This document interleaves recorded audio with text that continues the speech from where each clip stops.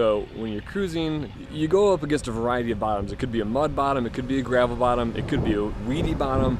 You never know. So you need to have a good all-around cruising anchor that you can depend on, that you can feel comfortable sleeping on at night in all types of weather, whether it's a storm, high winds. So having a really great anchor is really important to confident cruising, to getting enough sleep at night, to having a sustainable lifestyle while living and cruising. A lot of people have 2 anchors on board, so there's a variety, so that way they have some options when they come up against different types of bottoms. Come along with me on this adventure. Anchor number 1 is a Bruce anchor. I really don't know anything about these. I've not really cruised with anyone who uses these anchors, so I can't say a whole lot about the Bruce, except that it is probably one of the 3 most common or 3 most popular anchors out there today. Okay, here we've got a Danforth anchor. These anchors are popular in the Great Lakes. They're really good with sandy bottoms, like beach sand bottoms. That's about all that they're good for, is beach sand bottoms. So really not a great all-around cruising anchor, but if you know you're going to be in a place with sandy bottoms, like, you know, the Great Lakes or possibly the Bahamas, really not a bad anchor to have. Okay, here we've got a CQR anchor. Its name is 3 letters, CQR.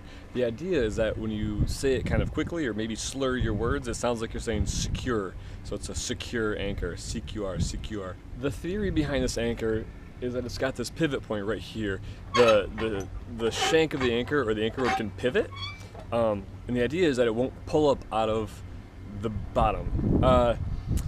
That's a great theory, but the problem with the theory is that the shank, I think to deal with the pivot point here, the shank has to be really heavy. So these anchors tend to be kind of top heavy. I cruise with a lot of people who use them, and they always seem to drag. I think the theory of this anchor is great, but in reality, I think being top heavy, they end up tipping sideways and then pop out of the ground, don't bite back in, and then the person using the anchor ends up dragging.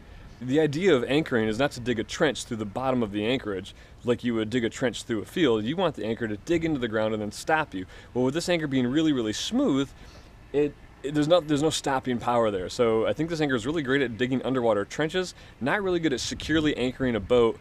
Out of the 3 most popular cruising anchors, I would say that the CQR is probably the worst one and the one that I would recommend the least. I pretty much just bashed the crap out of this anchor. Again, I don't think it's a good anchor, but it is one of the top 3 most popular cruising anchors out there. So if you use this anchor and you've got good experience with it, if you found it to be a reliable anchor, by all means, I would love to hear your story.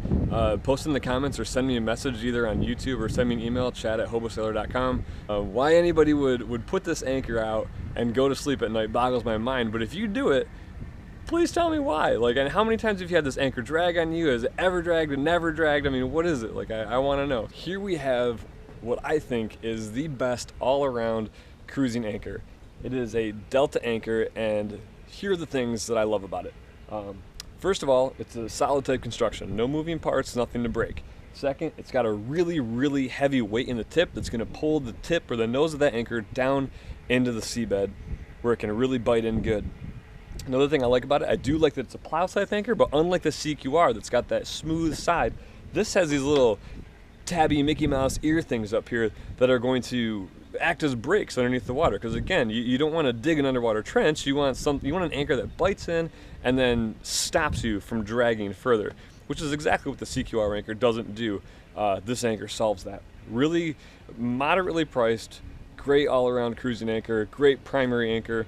This is kind of like a new generation of anchors that are coming out today. You've got the Mason and the Rocknet anchors that are a little bit different from the previous generation of plow anchors that are really more commonly found. It's more like a scoop anchor with this bar over the top. Idea with these anchors, no matter what happens in the night, no matter which way the wind blows, the anchor is going to be rolling on to the proper side, so it'll dig in and bite no matter which way you spin. As many times as you need to spin, it'll pop out, dig back in. That's the theory. I've never used one of these anchors. I've never cruised with anyone who's used one of these anchors. So if you've got any experience with it, I'd love to hear about it. Please send me a message or post in the comments. So again, my name's Chad Lowy. I write for the blog hobosailor.com. I hope you enjoyed this video. If you did, please click the subscribe button. And even better, if you really like it, go over to patreon.com/hobosailor and support it so I can keep making more.